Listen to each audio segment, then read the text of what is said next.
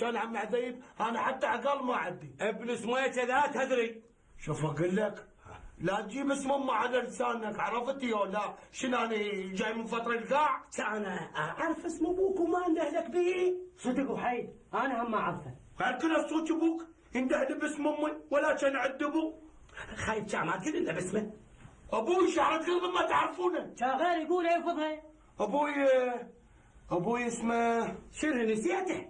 لا روح جدش لاقى على طرف لساني. والغسل شاكو واحد ما يعرف اسم ابوه. ولك عقل ابوك نسيتنا حتى اسمي ودور النوم بعيني. هو هيك اسمه غريب يعني مش من السامينه. اجنبي؟ لا عربي بلاكت هيك بي هدوم كشخه. جاكيت؟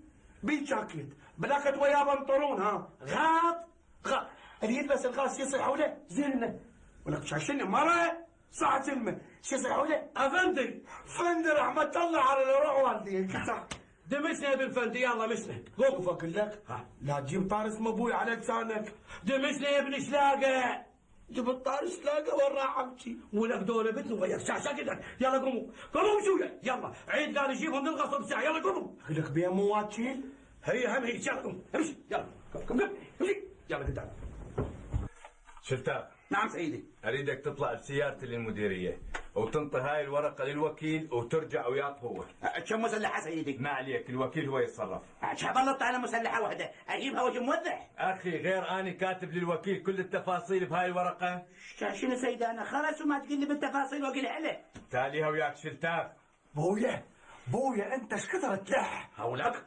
انت تعرف السيد المدير مشلوع قلبه على السيد المعاون عمد عين عليه. ولك انت شلون تدخل روحك بين الكبايريه بين العقده والعرفه؟ ولك احنا الكبار اختلفنا مو مشكله. هم المثل يقول اختلاف الراي لا يفسد للود قضيه. كافي عاد ويلا تحرك. صار سيدي. وانت ندول. نعم سيدي انا ما الح مثل ابوي. انا ما اعرف شلون انت صابر علي. انا يوم لك انا اقنعتكم. تسكت واسمعني سيدي. اريدك تروح البيت الغاوي وتجيب لي كشخيل وتجي. مشتت سيدي. مشتت فيش ليش هو انت تقدر له؟ يا سيدي انا مو زلمه انا بس بلا لغوه. جيبه وقول للمدير رايدك يلا امشي. صدق سيدي انا الغواي. وانت ضمت. نعم سيدي. اريدك تحكي لي الصدق. المعاون ما حكى شيء ما قال على شغله معينه؟ لا سيدي هو ما جاب طاري المعينه. يا معينه. سيدي هاي اللي تقول عليها. اخي قصدي يعني ما تطرق لفد موضوع قال امر لفلان مكان احتمال يعني امر الشخص فلاني اسوي كذا. سيدي انا اللي اتذكره هو قبل لا يطلع طيح حظمه وقال يمكن راح اطلق من وراك. حقه والله حقه.